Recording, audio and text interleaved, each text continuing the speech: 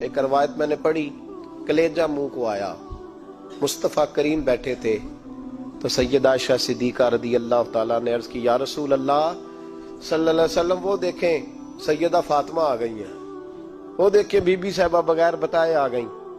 حضرت فاطمہ الزہرا آئی، حضور نے فرمایا فاطمہ بغیر اطلاع کے؟ حضور چھوٹا سا کام تھا، کیسے آئی ہو؟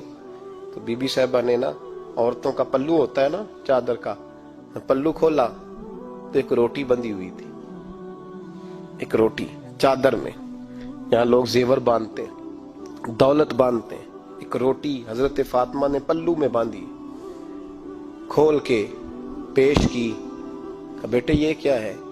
کہا ابا جی کئی دنوں سے گھر میں روٹی نہیں پکی تھی، آج علی کچھ جون لائے تھے، پیسے ہیں، چند روٹیاں بنی ہیں، تو بچوں نے تو کھا لیا، تو میرے سامنے بھی ایک روٹی آئی تھی، میں نے لقمہ توڑا ہے تو مجھے خیال آیا پتہ نہیں مصطفیٰ نے کھایا ہے کہ نہیں کھایا، پتہ نہیں حضور نے روٹی کھائی ہے کہ نہیں، تو حضور میں لے کے حاضر ہو گئی ہوں، مہربانی فرمائے۔ تو فرمایا بیٹے بیٹھ جا۔ حضرت فاطمہ بھی بیٹھ گئی، سیدہ عائشہ کہتی حضور بھی بیٹھ گئے۔ فرمایا فاطمہ کتنے دنوں سے نہیں کھایا؟ عرض کی حضور 3 دن سے۔ فرمایا بیٹے میں نے 5 دن سے نہیں کھایا، آ جا۔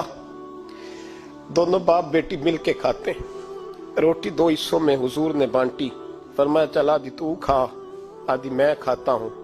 حضرت فاطمہ نے لقمہ توڑ کے منہ میں رکھا تو رو پڑی، حضور 5 دن سے نہیں کھائی۔ فرمایا بیٹے چپ کر، ہمارا دنیا سے کیا تعلق، ایک پل رہ گیا ہے، بس اللہ پھر جنت کی ساری نعمتیں عطا فرما، رونے والی بات ہی نہیں ہے اس میں، بس ہمارا کیا تعلق، ایک پل ہے، پھر مالک بڑا کچھ عطا کرے گا۔ او بھائی، جو کائنات کے مالک و مختار تھے، جو ابرو کا اشارہ کرے تو حضرت جبریل جنت کی نعمتیں لے کے آ جائیں، انہوں نے تو دنیا کی جانب توجہ ہی نہیں کی، ان کا تو خیال ہی نہیں آیا، دنیا ہی دنیا، دولت ہی دولت، ہر آدمی دولت کے ترازو میں تلنے لگا۔